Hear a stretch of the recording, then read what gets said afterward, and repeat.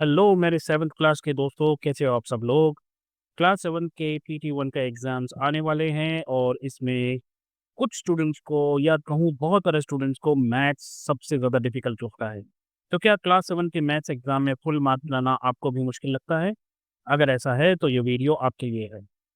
पीएमश्री केंद्रीय विद्यालय के पीरियोडिक टेस्ट 1 पेपर का हर एक क्वेश्चन MCQ हो या केस स्टडी हम सॉल्व करेंगे ट्रिक के साथ। आखिर तक देखिए ताकि आपका एक भी नंबर ना कटे। तो जैसा कि आप पेपर में इस वक्त देख पा रहे हो दोस्तों, आपके सेक्शन ए में 8 एमसीक्यूज हैं, सेक्शन बी में 5 क्वेश्चन हैं 2-2 मार्क्स वाले, सेक्शन सी में 4 क्वेश्चन है 3 मार्क्स वाले और सेक्शन डी में 2 क्वेश्चन है केस स्टडी क्वेश्चन जो कि 10 मार्क्स के हैं। तो हम टाइम वेस्ट नहीं करेंगे और सीधा इस क्वेश्चन के पेपर के पहले क्वेश्चन पर चलेंगे।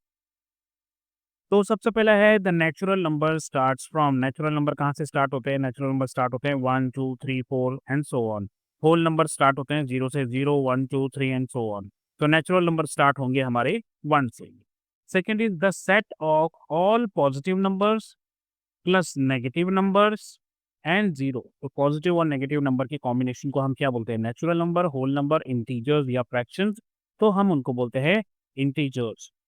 Third, which of the following is neither positive nor negative. पूरी दुनिया में एक ही नंबर है जो ना तो नेगेटिव है ना पॉजिटिव है, वो है हमारा zero. The smallest 6 digit number. तो 6 डिजिट नंबर के लिए ये इस तरीके से हम लिखेंगे स्मॉलेस्ट, ये 1 10 100, ये 3 डिजिट हो गए और फिर उसके बाद ये 4 डिजिट, ये 5 डिजिट और ये हो गया 6 डिजिट। तो ये बन गया हमारा 1 लाख। तो smallest 6 digit number is 1 lakh. Fifth is the numeral for 50 lakhs 5000। 50 lakh तो ये सभी 50 लाख है। 5000 ढूंढना है हमें, तो यहाँ पर तो कुछ भी नहीं है, ये 50,000 है, ये 5000 है, ये भी 50,000 है। तो 50 हमें ढूंढना है, ये रहा 50। तो इसका मतलब है 50 लाख 5050 हमारा सी ऑप्शन है। अब क्वेश्चन है 1 billion is equals to how many lakhs. कितने लैक्स जो है वो मिलकर 1 बिलियन बनेंगे? तो हम पहले 1 बिलियन लिख लेते हैं। तो उसके लिए हम आ गया वंस टेंस और हंड्रेड, ये आ गया। उसके बाद आ जाएगा आपका थाउजेंड में, ये आ गया 1000, ये 10,000 और ये 100,000। फिर उसके बाद हमारा चलेगा मिलियंस में, तो ये है आ गया 1 मिलियन, ये 10 मिलियन, ये 100 मिलियन और फिर 1 बिलियन। अब ये पूछ रहा है कितने लाख। अब लाख में कितने जीरो होते हैं अभी हमने डिस्कस किया, ये रहा 1 लाख। 1 लाख में 5 जीरो होते हैं, ठीक है। तो आप ये 5 जीरो यहाँ से हटा दीजिए, ये 5 जीरो हुआ, 1 2 3, ये बन गया 1 लाख यहाँ तक, ठीक है। तो अब यहाँ पर क्या बचा आपका? ये नंबर बचा। तो इतने जो हैं आपके, ये क्या नंबर बना? ये नंबर बना हमारा 10,000। तो 10,000 लाख मिलकर 1 बिलियन बनेगा। तो हमारा करेक्ट आंसर यहाँ पर होगा, तो option D is the correct option. Seventh question की तरफ बढ़ेंगे। How many terms are there in this expression. Expression क्या है? 6 मल्टीप्लाई बाई 5 प्लस 3। इसमें कितने एक्सप्रेशन हैं, कितने टर्म्स हैं, सॉरी। तो अगर आप ऐसे गिनते हो 1 2 और 3 तो ये गलत है, क्योंकि मैंने आपको चैप्टर समझाते वक्त भी बताया था कि जब भी नंबर मल्टीप्लाई हो रहे हो या डिवाइड हो रहे हो उनको हम एक ही टर्म मानते हैं। तो एक टर्म ये हो गई, दूसरी ये हो गई, तो टोटल 2 टर्म्स हो गई। 8 है 2 मल्टीप्लाई बाय ब्रैकेट में 43 plus 24 is equal to what. तो मतलब इस ब्रैकेट को ओपन करके हमें यहाँ एक्सप्रेशन लिखना है। तो क्या 2 इंटू 43 प्लस 24 होगा या 2 मल्टीप्लाई बाई 43 मल्टीप्लाई बाई 24 आएगा? बेसिकली जब भी ये नंबर इस तरीके से बाहर होता है तो ये अंदर जाके दोनों नंबर से मल्टीप्लाई होता है। तो ये आएगा 2 इंटू 43 और बीच में पॉजिटिव है तो यहाँ पर भी पॉजिटिव आ गया और फिर 2 into 24। So I think D is the correct option. Ninth question is how many hundreds are required to make 10,000 है। अब ये वैसे ही क्वेश्चन आ गया, ठीक है। आप क्या कीजिए 10,000 को जो है 100 से डिवाइड कर दीजिए। तो 10,000 का मतलब हो गया ये 4 जीरो इस तरीके से, और आप इसको डिवाइड किससे करोगे? 100 से डिवाइड करोगे। तो 2 जीरोज और 2 जीरोज कैंसिल हो जाएंगे, तो ये और ये कैंसिल हो गए उससे और उससे डिवाइड करेंगे जहाँ। तो आपके पास कितने बचे? 100। तो इसका मतलब है 100 10,000, 100 मिलके 10,000 बनेंगे। और फिर हमें बताना है कितने 100 मिलके 1 लाख बनेंगे। तो अब 1 लाख का मतलब हो गया कितने 5 जीरोज, ये तो ये 1 2 ये 3 4 और 5, तो ये हो गया हमारा 1 लाख लिख दिया हमने। इसको हम डिवाइड कर देंगे किससे, 100 हमें पता करना है तो 100 से डिवाइड कर देंगे। तो ये 2 जीरोज और 2 जीरोज कैंसिल हो जाएंगे यहाँ से। तो इसका मतलब है यहाँ पर जो आंसर आएगा वो आएगा 1000। तो 1100 मिलके 1 लाख बनता।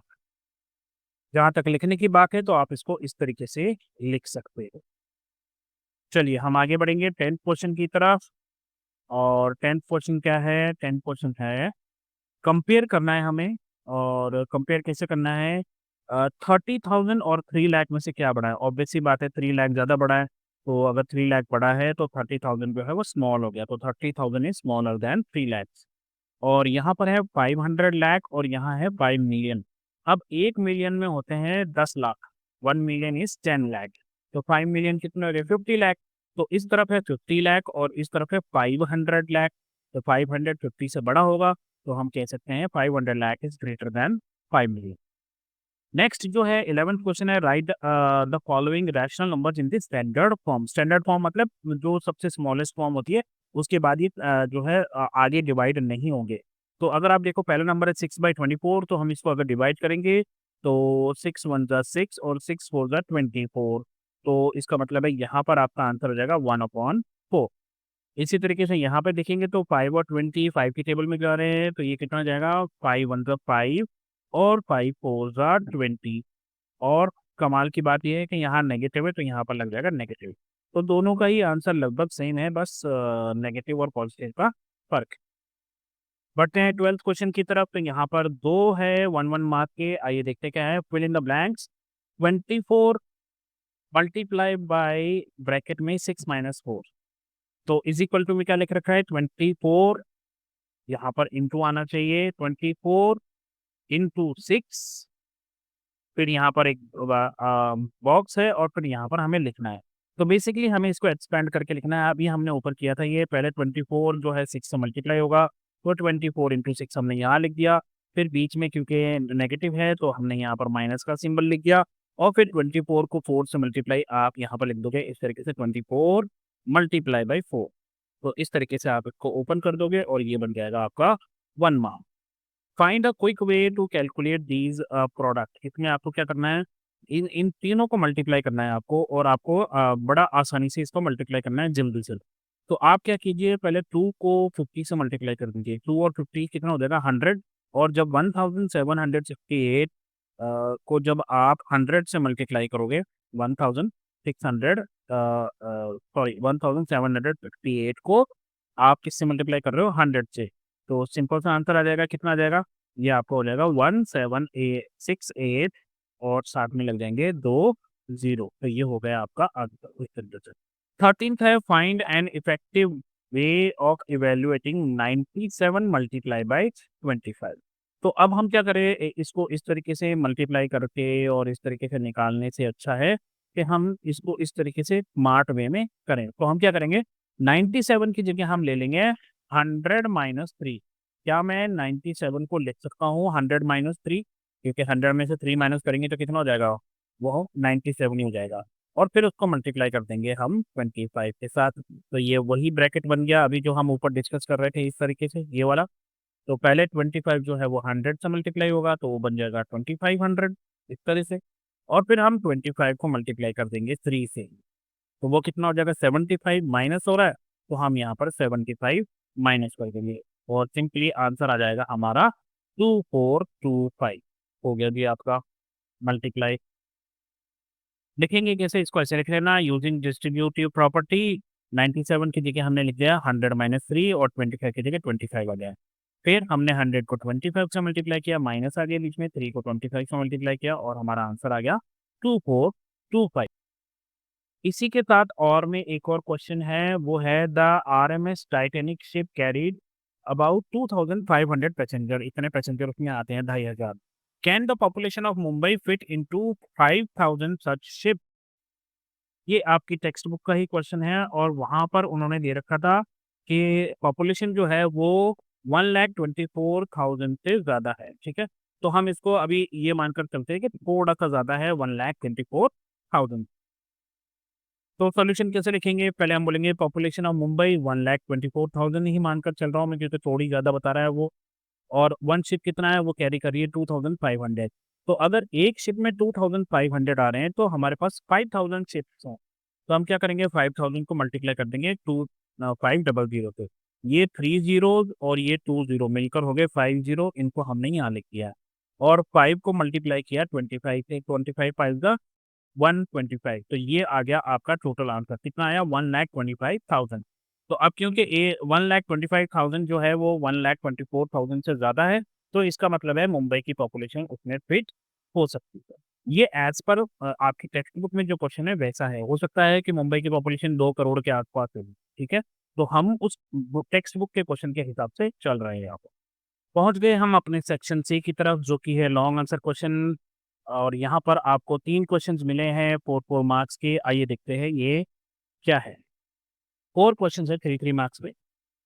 पहला है बीनू अर्न्स रुपीज़ 20,000 और वो खर्च करती है 5,000 रेंट पर, किराए पर, 5,000 खाने पर और 2,000 अदर एक्सपेंसेस पर हर महीने।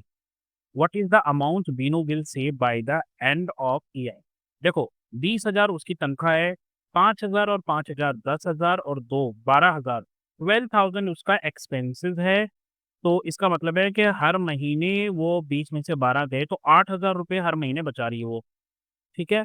और इस तरीके से कितने महीने होते हैं? 12 महीने होते हैं। तो 8,000 को जब आप 12 से मल्टीप्लाई करोगे, 12 8 ज़ार 96, तो इसका मतलब है 96,000 रुपीज़ जो है वो हर साल बचाएगी। जहाँ तक बात लिखने की है तो ऐसे लिख दीजिए, मंथली इनकम कितना है? 20,000, मंथली एक्सपेंसेस कितना है? 5,000, 5,000 2,000 मिलकर हो गए 12,000। तो मंथली सेविंग कितनी हो गई? 8,000। और ईयरली सेविंग कितनी हो गई? 8,000 को 12 से मल्टीप्लाई करेंगे तो वो हो जाएगा 96,000। 14th है, the district market of Begur operates on all 7 days of a week. सारे सातों दिन काम होता है जी।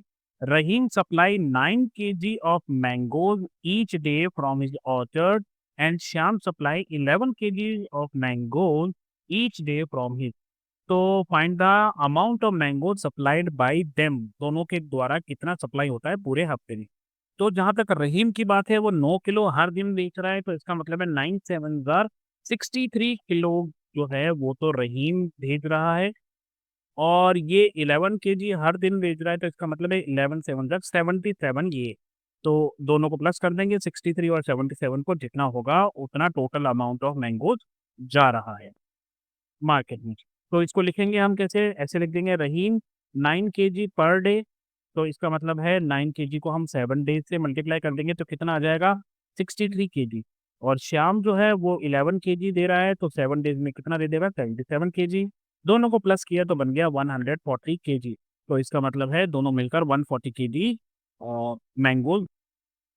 15th क्वेश्चन देखते हैं। According to 2011 census, the population of the town of Chintamani was about 75,000। 2011 की जो जनसंख्या की जो गिनती हुई थी उसमें 75,000 थे। और उसके शहर के the estimated population of Chintamani in 2024 is 1,06,000। तो मतलब ये हुआ कि 2011 में थी 75,000 और 13 साल बाद है 1,06,000। By how much by how much did the population of Chintamani increases from 2011 to, मतलब इन 13 सालों में कितनी पॉपुलेशन बढ़ी है? बहुत सिंपल सा क्वेश्चन है, कुछ नहीं है।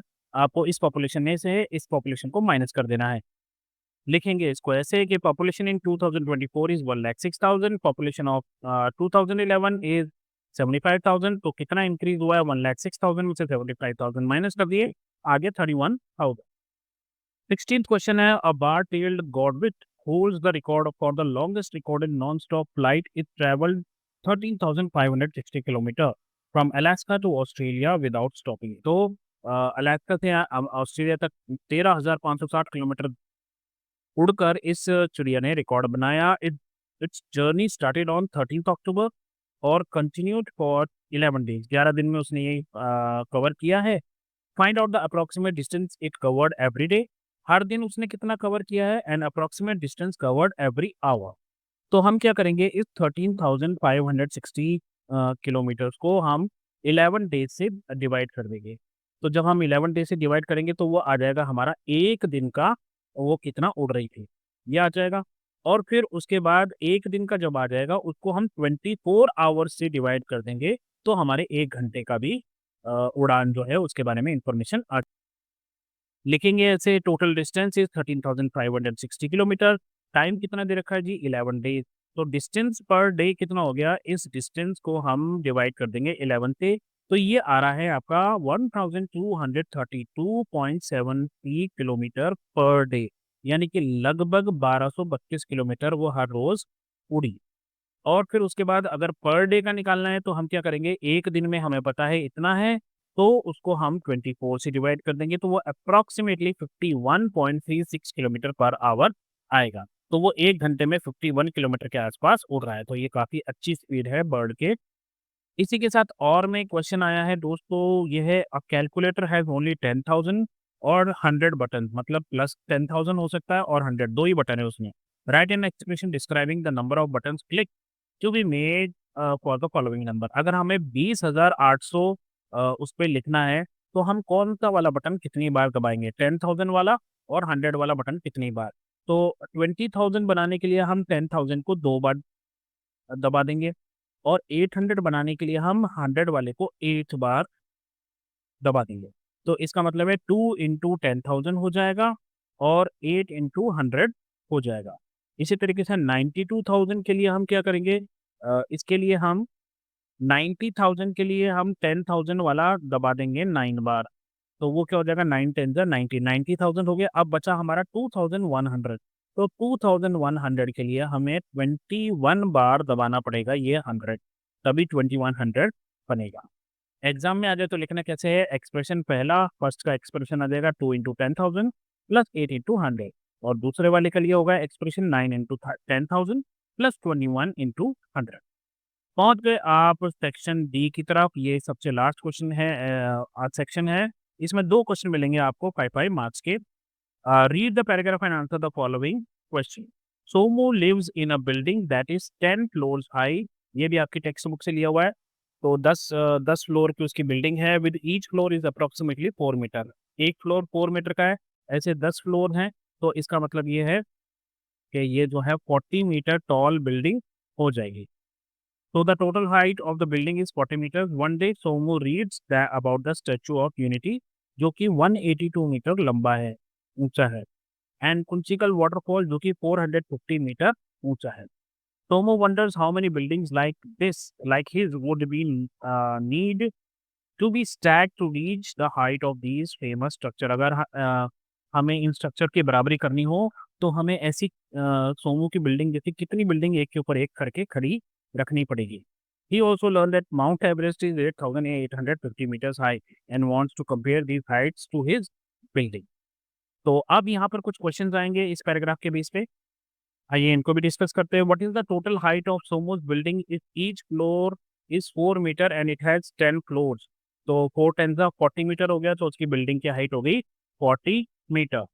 सेकंड है, how many times taller is the Statue of Unity, 182 metre है कंपेयर टू सोमो बिल्डिंग। तो आप देखिए वो है 182 मीटर हाई, और सोमो की बिल्डिंग जो है वो है 40 मीटर हाई। दोनों को जब आप डिवाइड करोगे तो ये अप्रॉक्सीमेटली आपका आएगा 4.55। अगर आप डिवाइड करके देखोगे तो इतना आएगा, तो आपका answer D is the correct option. Third is approximately how many Somo building would be needed to match the height of Kunchikal waterfall. तो ये कितना हो जाएगा, ये है 450 मीटर हाई और उसकी बिल्डिंग थी 40 मीटर हाई, 0 से 0 कैंसिल।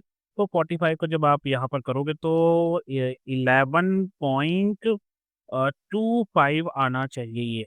आप इसको डिवाइड करके देखना, इतना ही आएगा। 45 को जब आप 4 से करोगे तो इतना ही आएगा, 4 11 ज़ा 44, और फिर उसके बाद 1 बचेगा, तो फिर यहाँ पर पॉइंट लगेगा, ये 10 हो जाएगा, 4 2 ज़ा 8, फिर उसके बाद 2 आएगा, फिर 20 बन जाएगा, 4 5 ज़ा 25, तो 11.25 बन गया ये। तो ये 10 about 11 is the correct option. Fourth is if Mount Everest is 8850 metre tall, how many times taller is its Somo than Somo's building. तो आप क्या करोगे, 8850 को आप डिवाइड कर दो किससे, 40 से। तो सिमिलरली 0 और 0 गेट्स कैंसल्ड, राइट? तो यहाँ पर आप क्या देखना, 4 टू ज़ा 8, 4 टू ज़ा 8 और 4 1 ज़ा 4 पॉइंट समथिंग आएगा। तो यहाँ पे एक्चुअल में ये 221 होना चाहिए था, पर अभी अगर सपोज करो यही 4 ऑप्शन है, तो इन 4 ऑप्शन में भी सबसे क्लोज आंसर आपका यही है, तो आप इसको करेक्ट करोगे। Fifth is which of the following statement is true, कौन सी है? Kunchikal waterfall is exactly 10 times taller, तो उसकी थी 40, 40 को 10 टाइम्स आप करोगे तो कितना हो जाएगा? 400 मीटर था क्या वो? नहीं, वो था 450, तो ये गलत है। Somo building is taller than Statue of Unity, ये तो टोटली गलत है। It takes 113 floors to reach to the height of Kunchikal waterfall, तो कुंचिकल वाटरफॉल कितना था? 450। अब यहाँ पर कंफ्यूज मत हो जाना, क्योंकि यहाँ पर है फ्लोर्स की बात है, पूरी बिल्डिंग की बात नहीं हो रही है, फ्लोर्स की बात हो रही है। तो उसका एक फ्लोर कितने का था? वो था 4 मीटर का। तो और कुंचिकल वाटरफॉल कितना है? 450।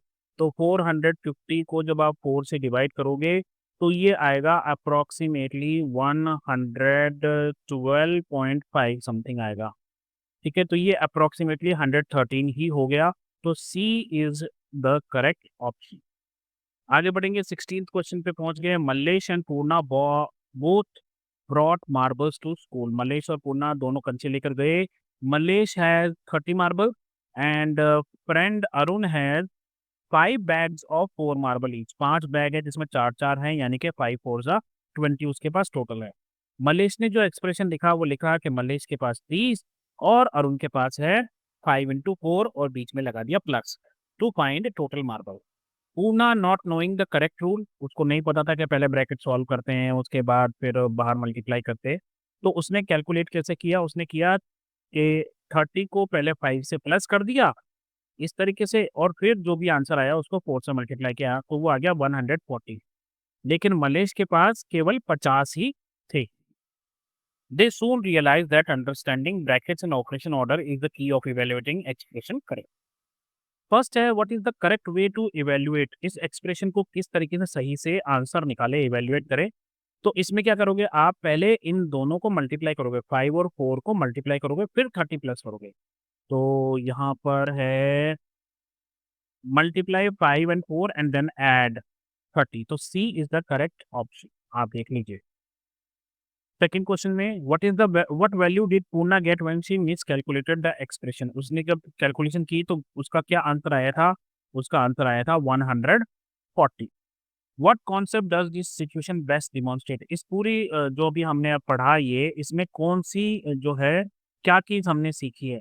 कॉम्यूटेटिव प्रॉपर्टी सीखी है, एसोसिएटिव प्रॉपर्टी सीखी है, importance of brackets and order of operation, यही सीखा है हमने, है ना, कि ब्रैकेट और किस चीज को पहले मल्टीप्लाई करना है, डिवाइड करना है, वो ऑर्डर ऑफ ऑपरेशन हमने इसमें सीखा है।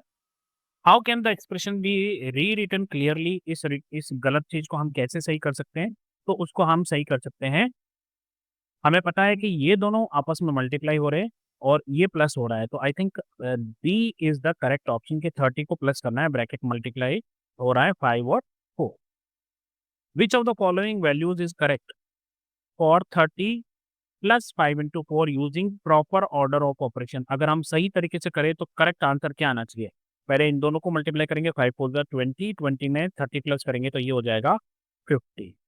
तो लीजिए दोस्तों, आपका जो चैप्टर है क्वेश्चन पेपर है वो कंप्लीट होता है। आई होप आपको समझ में आया होगा, और भी कोई प्रॉब्लम हो तो आप मुझे बताइएगा। तो अभी के लिए बस इतना ही, अपना ध्यान रखें, मम्मी पापा का कहना माने, और जब भी कोई प्रॉब्लम हो तो नॉक कीजिए और बोलिए हेलो अध्यापक। पिछले साल का क्वेश्चन पेपर देखना ना भूले दोस्तों।